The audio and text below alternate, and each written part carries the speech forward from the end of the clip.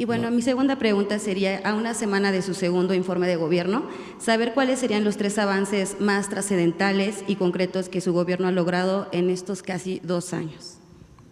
Pues yo diría que de los avances más importantes es el combate a la corrupción.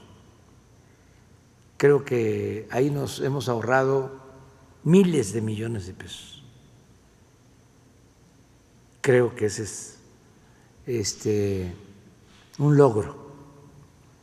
Otro logro, la política de bienestar para el pueblo. No hay antecedentes de que se haya ayudado tanto a la gente pobre como ahora. Yo creo que ese es otro logro. Además, el que ya se haya reformado la Constitución y se hayan elevado a rango constitucional los derechos sociales, como la pensión, como las becas, como la atención médica, los medicamentos gratuitos. Eso diría yo que es lo más importante. Y lo tercero es cómo enfrentamos esta doble crisis, cómo estamos saliendo de este gran desafío de la pandemia y la crisis económica. Pero te estoy contestando así, como se dice coloquialmente, de bote pronto. Voy a informar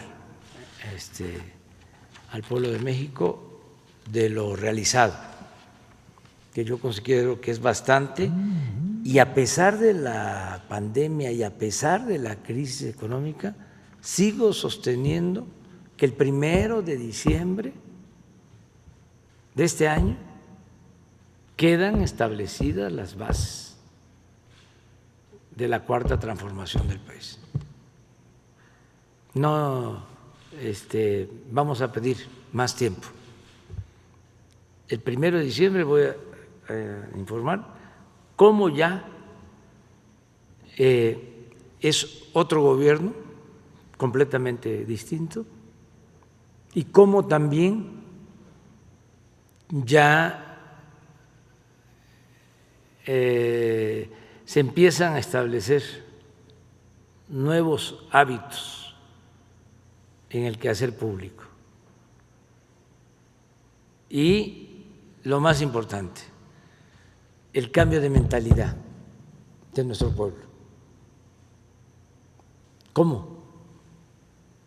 Se ha avanzado al grado que si después del día 1 de diciembre la gente dice que ya no quiere que yo siga de presidente,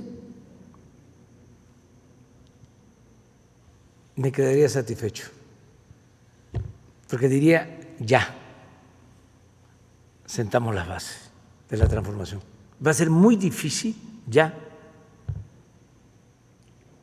el retrogradar. Lo que decían los intelectuales orgánicos, que eran necesarios los contrapesos y que por eso había que crear, ¿no?, todo un agrupamiento opositor para que decían en su texto que es una joya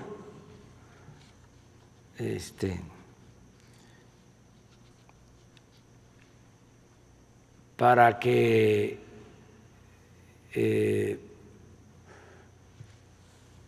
no se contara con mayoría en el Congreso, sino que la oposición fuese mayoría en el Congreso, porque añoran las partidas de moches y los sobornos y todo lo que había. Pero ya no se va a poder, les va a costar mucho trabajo el dar marcha atrás. A ver, yo me pregunto, ¿cómo le van a quitar la pensión a los adultos mayores? Porque no me digan que no van a tener los conservadores esa tentación. Si el Partido Conservador votó en contra de la pensión, entonces regresan, ¿qué harían? Buscar la forma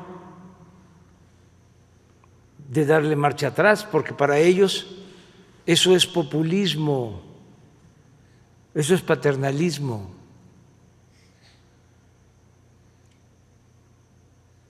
Porque tienen esa mentalidad conservadora de que el pueblo no debe de recibir nada. Pues fue aquello que inventaron de que sí es un dicho chino o asiático, no sé de dónde lo sacaron, de que en vez de darles el pescado, había que enseñarlos a pescar. Sí, pero si no es Texcoco, que ahí hay agua.